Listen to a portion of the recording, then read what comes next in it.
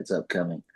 That's real. I know it's coming, but I'm also aware that once that happens and she's gone, we'll it'll be a lot quieter around here.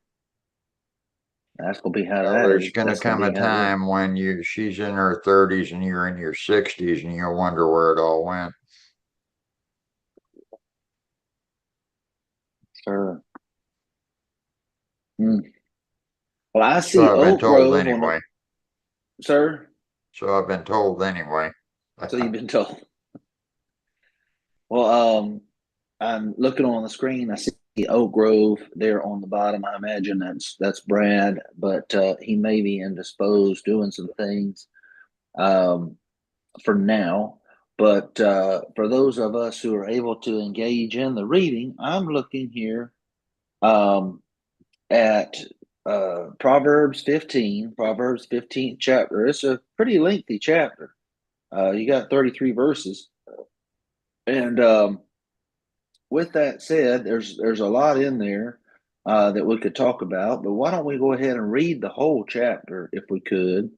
I'm looking here, and I see Jesse and Jason and Chris, Keith. I heard Jimmy, and then we got Ronnie. If we could do, I guess let's see, da, da, da, da, 33 divided by 6 would be 5.5. So if you want to do 6 verses a piece in that order, and then Ronnie, you just take what's left, do 6 verses a piece. So we go Jesse, Jason, Chris, Jimmy, Keith, and Ronnie. 6 verses apiece. Proverbs 15. Okay, Proverbs 15 from verses 1. A soft answer turns away wrath, but a harsh word stirs up anger. The tongue of the wise uses knowledge rightly, but the mouth of fools pours forth foolishness. The eyes of the Lord are in every place, keeping watch on the evil and the good.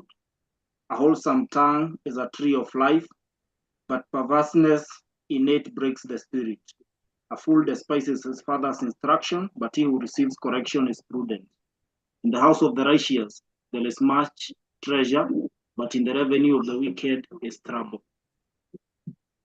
Lips of the wise spread knowledge, not so the hearts of fools. The sacrifice of the wicked is an abomination to the Lord, but the prayer of the upright is acceptable to him. The way of the wicked is an abomination to the Lord, but he who loves him pursues righteousness. There is severe discipline for him who forsakes the way. Whoever hates reproof will die. Sheol and Abaddon lie open before the Lord. How much more the hearts of the children of man? The scoffer does not like to be reproved. He will not go to the wise.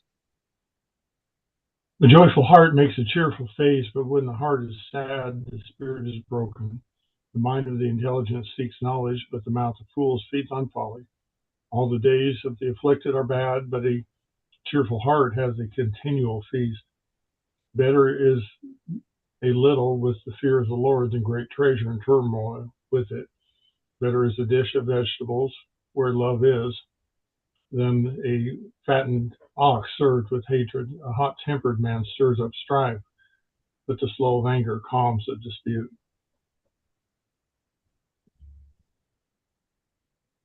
The way of the Lord of the sluggard is a hedge of thorns, but the path of the upright is a highway. A wise son makes a father glad, but a foolish man despises his mother. Folly is joy to him who lacks sense, but a man of understanding walks straight. Without consultation, plans are frustrated, but with many counselors, they succeed.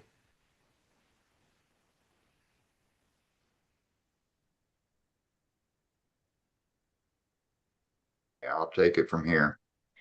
Um, a man has joy by the answer of his mouth, and a word spoken in due season, how good it is. The way of life winds upward for the wise, that he may turn away from hell below. The Lord will destroy the house of the proud, and he will establish the boundary of the widow. The thoughts of the wicked are an abomination to the Lord, but the words of the pure are pleasant. He who is greedy for gain troubles his own house, but he who hates bribes will live. The heart of the righteous studies how to answer, but the mouth of the wicked pours out evil. The Lord is far from the wicked. He hears the prayer of the righteous. The light of the eyes rejoices the heart, and a good report makes the bones healthy. The ear that hears the rebukes of life will abide among the wise. He who disdains instructions despises his own soul, but he who heeds rebuke gets understanding. The fear of the Lord is the instruction of wisdom, and before honor is humility. Thank you. A lot in there. I realize that. I know we've done this different ways. Sometimes we go through, maybe only deal with half a chapter, and then other times we come back and do the whole thing. But I don't want to slow us down too much. We've got 31 chapters, and a lot of the same subject matter might continue to come up. And so we deal with a whole chapter for today. That said, some of the things that we've been dealing with, we might revisit. Like, let's start with the obvious. Would you say that there's a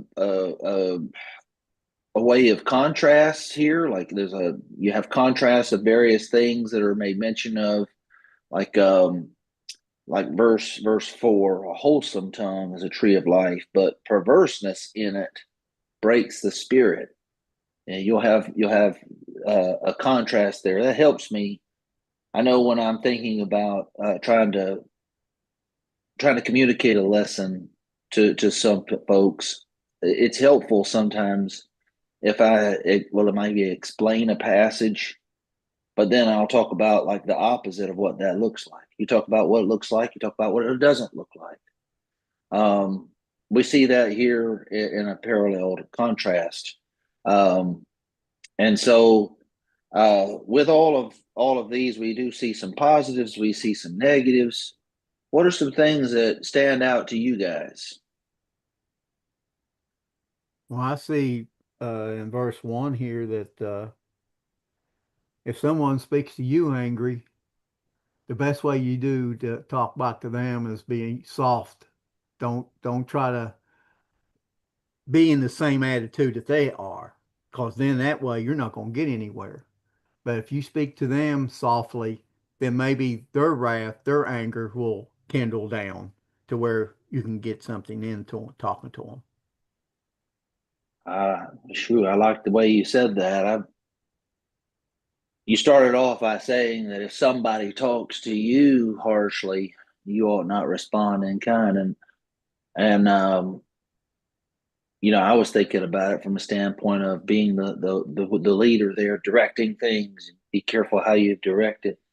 But I like your thought there, because sometimes you can't help the fact that somebody speaks to you harshly. But how do you respond? You can either escalate or de-escalate. And the hope is to de-escalate. There's no guarantee that you'll de-escalate by speaking with reason and a softer tone, but I tell you, if you just keep going back and forth and locking horns, that's not going to necessarily end well. Jesse, you have your hand raised. Yeah, I mean, everything starts out for me in this chapter, but verse 3, I would see something here that the eyes of the Lord are in every place, keeping watch on the evil and the good. This one stands out for me because there is nothing is hidden in the eyes of the Lord. He watches the evil and also the goodness. That's very, very good. You see that a couple times here. I've written in a margin and go along with verse 3 here, verse 11. Hell and destruction are before the Lord. How much more the hearts of the sons of men? And to go along with that, also verse 29, the Lord is far from the wicked, but he hears the prayer of the righteous. And to your point there, Jesse, God can read our hearts. He can read our thoughts. He reads our minds, and He takes note of what's within the heart. And that's good for all of us to be reminded of. Um, Sometimes we will hold our cards close to the vest in dealing with men, but God knows. He knows what's in the inward part, and He's taking note. So I appreciate that, Jesse. Very good.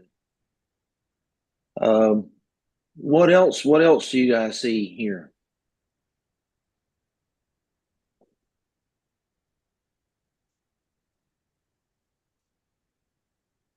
Go ahead there, Chris.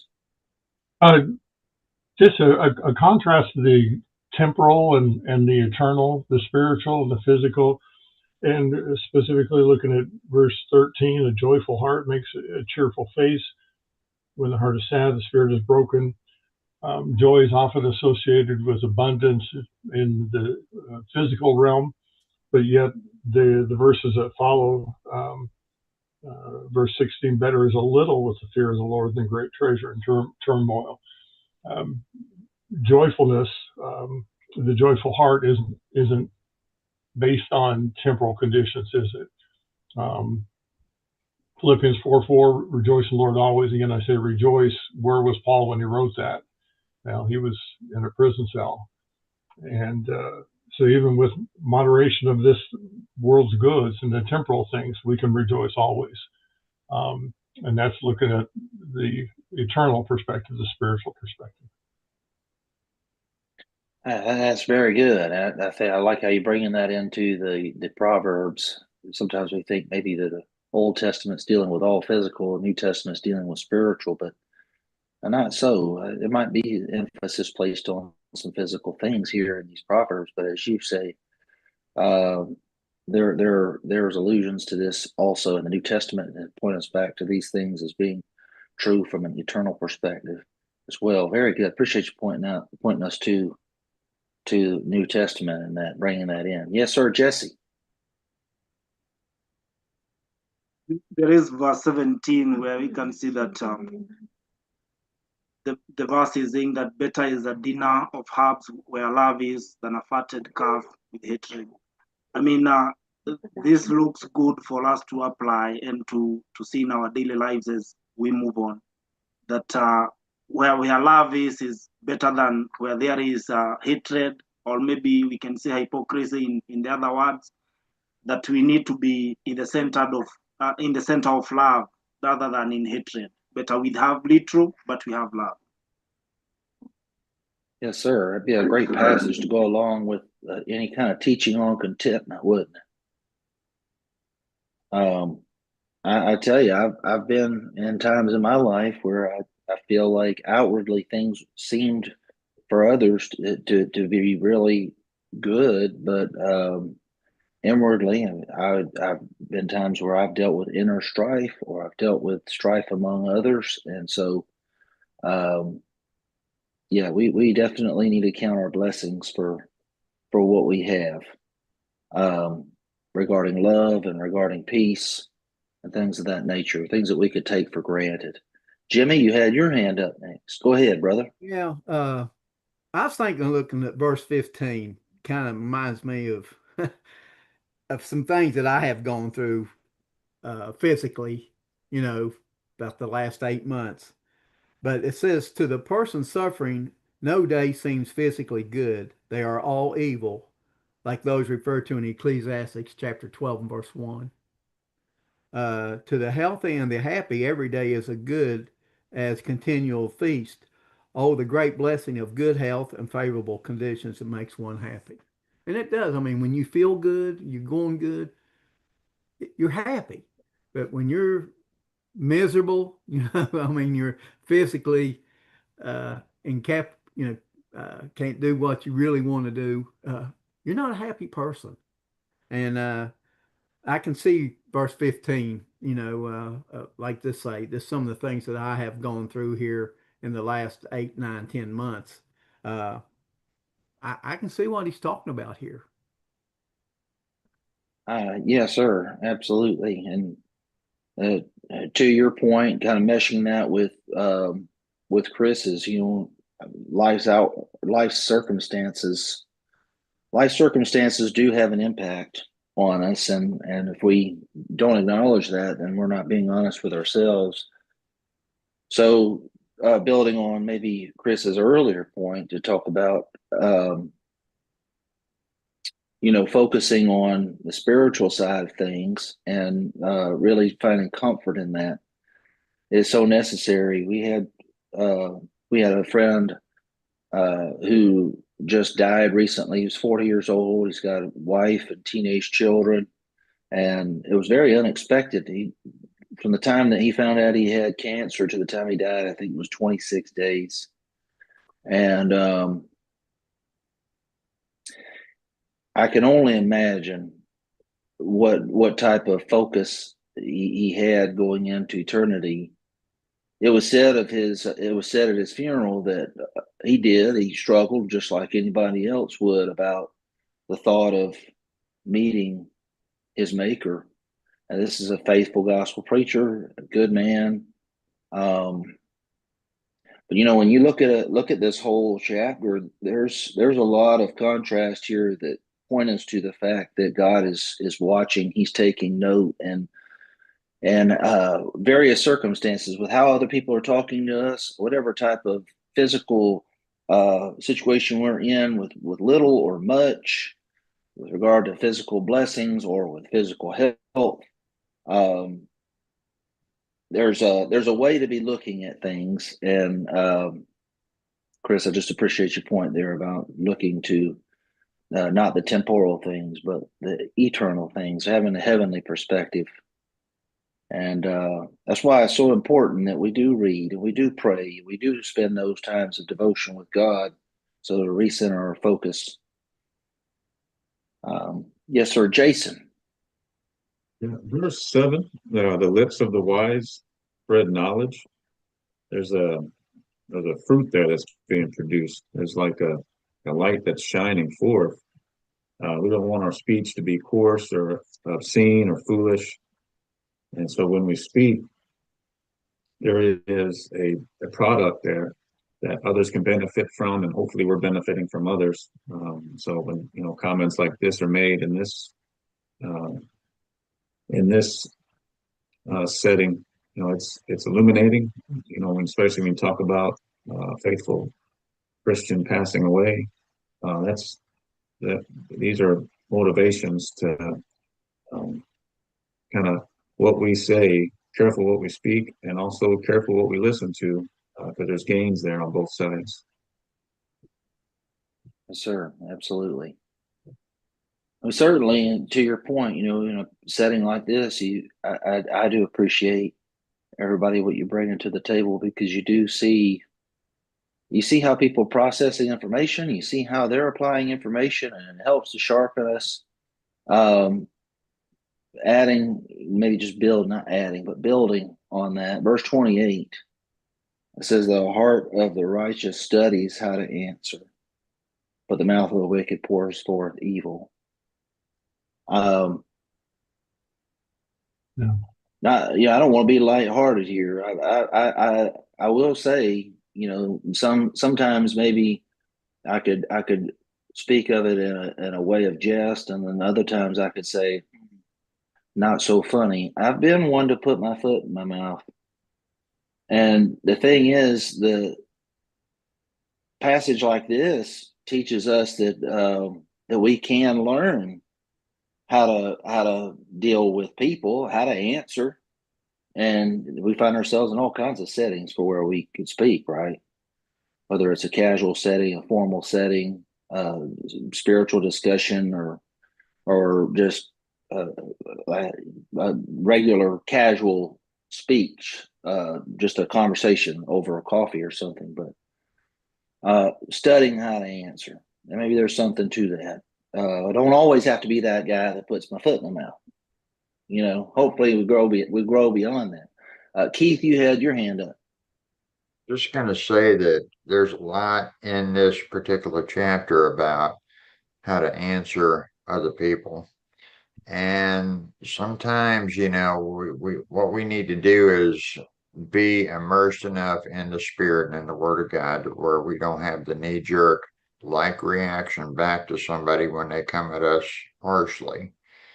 Sometimes we have to absorb a little bit of the blow because sometimes they have to get it off their chest. It may not be personal, but they just have to get it out, and we just have to absorb it. And then we go back and we calmly and, you know, continue that discussion, but in a calm tone. And that will help bring their level of anxiety and anger down. Yes, sir. Absolutely. Appreciate that. You're absolutely right. I mean, we sometimes have a knee-jerk reaction, and that's that knee-jerk reaction. We need to determine whether that's a righteous reaction. It may be correct, or it may not be. So when we follow up in how we speak, we certainly want to be led by the Spirit. Appreciate that. Jimmy, you had your hand up. Yeah, that verse 28, I have faltered a lot in this area. I need to think a lot before I start speaking because sometimes I'll speak and it's probably, you go back and think, man, I like taking them words back. But once them words come out, you can't take them back. So, it reminds me of James chapter 1, verse 19. A wise person is slow to speak. And that's what we need to be. We need, when somebody's talking to us, and like I say, I'm the world's kind of worst about this. I like to just jump right in there without thinking and or slow to speak. And that's something I am, I'll try to work on, try to do the best I can. But uh, but like I say, once it comes out, like I say, you can't suck it back in. It's out there. So, you just like I say, you need to do what James chapter 1, verse 19 says. We need to be slow to speak when we going to answer somebody, and other than just jumping right in there and just letting it rip. Yes, sir. You're absolutely right. Once you put it out there, you can't reel it back in. And Jesus teaches us that what comes out of the mouth was in the heart to begin with. So sometimes we might say, "Well, I didn't mean it. I didn't mean that." Well, there's something about us that meant it when we said it. Jesse, you had your hand up, I believe.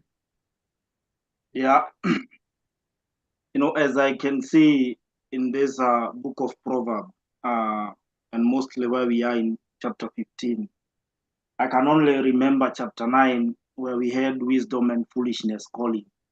And as we can see here, there is a contrast between the foolish and the wise. And also we have now the the righteous and the wicked. So I think the best thing we can do to solve the problems that mostly we face is to choose righteousness and also to choose wisdom. That is the only way we can be able to solve these problems of how we can answer a person and how to handle the situation that we face daily. Yes, sir. I appreciate that observation. You're absolutely right. Wisdom is the principal thing. You're absolutely right. Leland. Yeah, verse 22 kind of got me. Without consultation, plans are frustrated, but with many counselors, they succeed. As a husband who has not always counseled with my wife, and it's usually me that messes up, this is something that has brought some frustration from the other half of the marriage. But then likewise, I've seen it also in congregations, as well as in work and other places where people, they don't communicate with each other, and then that gets people bent out of shape, and it all could have been avoided by people talking with each other. I know there's a lot of people, and I'm one of them, that it's easier for me to just go ahead and do something without permission and then strive for forgiveness afterwards. But when you're having this problem with your spouse, it's not something that you can easily get over or the other person can easily get over. And it's something that we need to think of as Christians that, hey, we're in this together. We need to talk it over. Now, the other thing is that I've been in congregations where they did not have elders. And so then it was the men's business meeting. And those have been some of the most contentious meetings that I've ever taken part in because everybody wants to put their 2 cents worth in. And sometimes people are coming out of left field with some of their ideas and their thoughts. So. Yes, sir. I've heard of places where Ben's business meetings went really well. I know. I'm convinced it has a lot to do with the makeup of the men in the group, their spiritual wisdom and maturity. They've gone several times at Oak Grove without elders. They've got elders now, but I've heard that things they've gone well with men's meetings there, and I'm convinced it's because of the spiritual maturity. And I have been other places where that wasn't the case, Leland, and I can relate to what you're saying there. And sometimes, the folks that aren't the ones that they possess all the wisdom. They're not the ones that possess a lot of wisdom. For various reasons, or they might, for various reasons, want to speak up. We want to have sound wisdom, and we make judgment calls. We want to use good judgment. And to your point about that verse, having many counselors, sometimes you can go to a lot of different wise people. There's a reason why I pick up the phone and call an older preacher to get their insight on stuff. And he might give me great advice, but I might still go call another individual to get their input. The good points, all good points. So, man, there's so much in here. I was thinking about too. We've gone through a lot of this prior to our study, but it's mentioned in here too about taking correction and those who will take correction versus those who will not. For everybody who really likes to pick on the Apostle Peter, let me say this: Did the Apostle Peter did he take some rebuke from the Lord?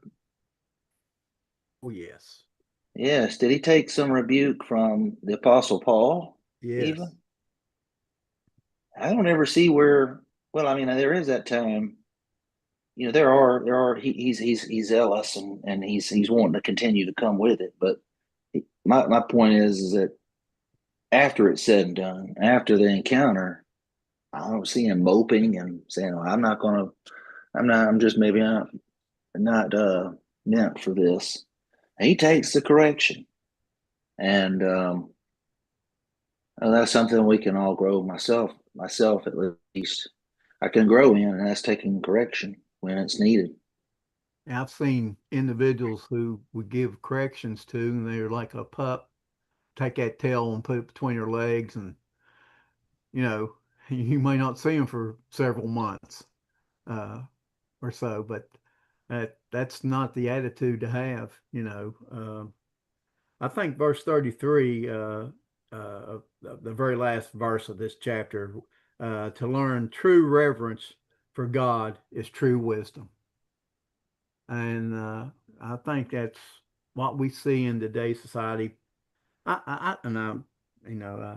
Sometimes I see it in the Lord's church, don't have the true wisdom for God like they should have. And wisdom would instructs us to fear through our parents, through the scriptures, through our religious leaders and religious associates, Honor does not precede humility.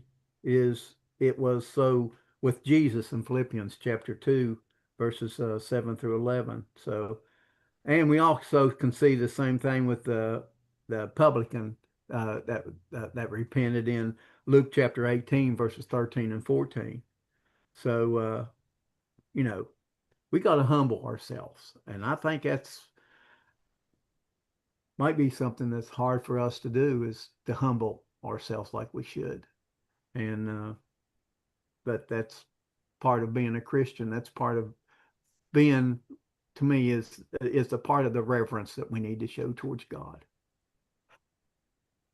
That's a good point there, Jimmy. I'm gonna try to bring it full circle there on your point. You started off to talk about, how we can respond sometimes to a harsh word. And now here we are, we're talking about having proper humility and things of that nature. Keith and earlier had mentioned absorbing some things, and to grow and mature, be the people we need to be, studying how to answer. Sometimes we find that we need to be the bigger person. Well, that's hard to do sometimes. If somebody comes talking to me a certain way, we might be tempted to respond in kind, or think, well, you wouldn't be talking to me like that if blah, blah, blah.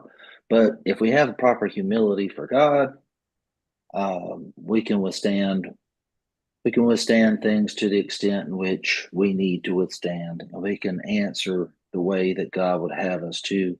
We've got to be led by the Spirit. And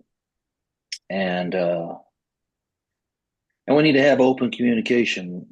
Back to Leland's point too, because I think it was